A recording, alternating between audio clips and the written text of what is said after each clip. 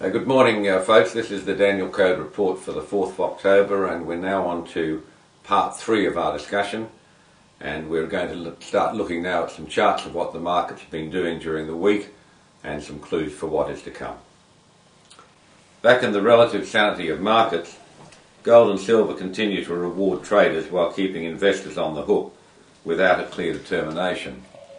If you look at the free gold and Huey trend charts that I provide for you on the Danielcode website, you can see that gold has maintained itself on a sell signal ever since March on the monthly chart, as has the Huey, but there was some hope of getting a buy signal in gold last week and this week. You'll see from that chart that what was required was a weekly close above 927.30 in gold to issue the weekly buy signal. Gold actually elected that number, looked joyous for a little while, but then reversed quite dramatically and closed the week at 841.20. So we still do not have a weekly buy signal in gold. In fact, we're now on a, we'll certainly maintain our monthly gold signal, and we're now on a weekly indeterminate signal in gold. On a shorter time frame, you'll note that members bought the exact low in gold and silver on September the 11th, and we'll look now at that gold chart, which you've seen before, but we can track it as it progresses, and we can now see that from our T3 buy signal on September the 11th, the market went up 3 days, then had a roaring up day.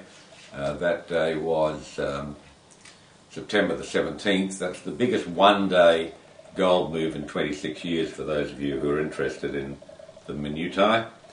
It then had another up day with a reversal, staggered into a little bit of a retracement until it finally went up to make its high of the rally on September the 29th at a price of 932. You'll see on the chart you're looking at that the Danielcode retracement number that we were looking for on the upside was 932.40. So it's made its high and turned just 4 ticks from the Daniel number. You look and follow the chart's progress, then you'll see that on its next day it went down. It made a low for the day at 860.10. You'll see the Danielcode retracement there in red at 859.90. It then had an inside day and it made another lower day, and this time it made its low on the Thursday at 833.50. You'll see the Danielcode number there was 835.90, so about 2.5 points away. And it then on Friday had a pretty indeterminate sort of a day with an up and down.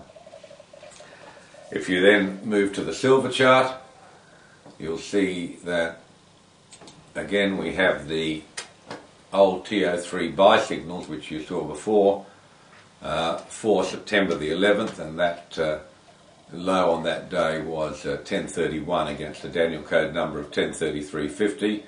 Silver market took a little longer to get its feet together, and then it took off, and it went up until the 25th of September, and it made a high of 1388 against its Danielcode number of 1383.50. So a variance there of about 4 points is all. We allow 0.25% as variance of these Daniel numbers. You'll find they're all within a matter of points, sometimes ticks. On that day we got a TO3 sell signal, which seemed quite improbable at the time, but there it was. For those who followed the Danielcode and took that TO3 signal, they had a nice trade. The first run down ran down till Tuesday the 30th. It put in its low at 1180, and you'll see from the Danielcode retracements we were looking for 1178.50, so just 1.5 points away at that low. 1 day bounce for an inside day, then another leg down, and you'll see that at 1080 was the famous Danielcode black line, the last level of support, Danielcode support for that particular swing, and that was at 1080. The market bottomed at 1084 on the Friday. For Thursday that number was 1085.50, so 4 or 5 ticks away, 4 or 5 points away.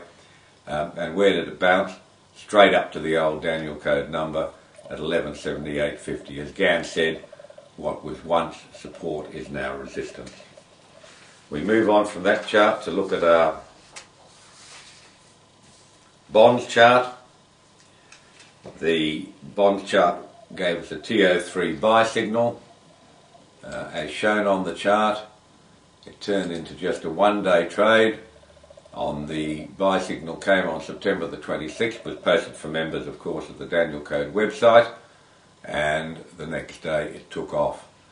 That day was September the 29th. It was about 3 big handles and 10 or 20 points or so. The number we were looking for was 120.30.5 of the Danielcode retracement, and the high came in at 121. Now, that's significant because that is the biggest bar on the chart, and it's those sorts of trades that really do make your P&L boost up. We move on from there to the Dow Jones, which has been tracking its Danielcode numbers quite marvellously, and you'll see on that chart that we had a rundown this week into that amazing 777 point day on Monday when Congress refused to pass the bailout, and it looked like a panic. It's the biggest day for 21 years in the Dow. It looked like a panic. Everyone was worrying, screaming, shouting, very fanciful stuff. Look where the low was, 10,420. Look where the Danielcode number was, 10,422. Far from being a panic, that market went exactly to its Danielcode number. The number's been on the chart for days, if not weeks. Danielcode subscribers knew that number and benefited accordingly. You could have known it as well. Follow that chart along and see what happens. We get a classic Danielcode turn at 10,420. 2.5 days up. I actually posted this chart before it was completed on Financial Sense in my latest article, showing the Daniel retracement at 10,941. Thursday's high in the Dow, 10,938. 3 points away. Markets experiencing record volatility, record VIX, and people are thinking that it's out of control. It's not. It's following its Danielcode numbers, as all markets do all the time. So on Thursday we got another classic Danielcode turn right at 10,938. Where did it go? Straight down, broke through the bottom of the previous support. Where it will go next will be revealed to subscribers at the Danielcode on Monday. Final chart we're going to look at in this series is the S&P chart. I know a lot of you trade the S&P quite actively. There's some very interesting stuff in that chart. You'll see that if we go right back to Thursday's huge gap down low day, the low was made at 12.0320 and the close rather, 12.0320. The low of the day was 11.36. The Danielcode number was 11.3620. So a big panicky gap down move. Where did it go? Straight to the Daniel number. Even bigger recovery and gap up the next day. The high on the S&P was 1280. We were looking for 1285 on the S&P. The next number was 1293.55, and the E-mini contract actually went to 1291.25, which shows you the degree of hysteria in the market. If you divide, to take both those highs and divide them, you'll find that you actually get very close to the 1285 number we were looking at. The market then came down 3 days, rallied a couple more. All of these went to Daniel numbers. They're not all on this chart. The important ones for you to see are, and you can see that the market then dived down on Monday. It made its, that's the 700 points on the Dow, big move on the S&P. Panic moved down 11.1450. The Daniel number was 11.1515, just less than a tick away. It then rallied back up to the first retracement. Fast markets retraced 29.7%, then 37.5%. It's straight out of the Danielcode manual, which is at our website. We invite you to read it. We got another turn there.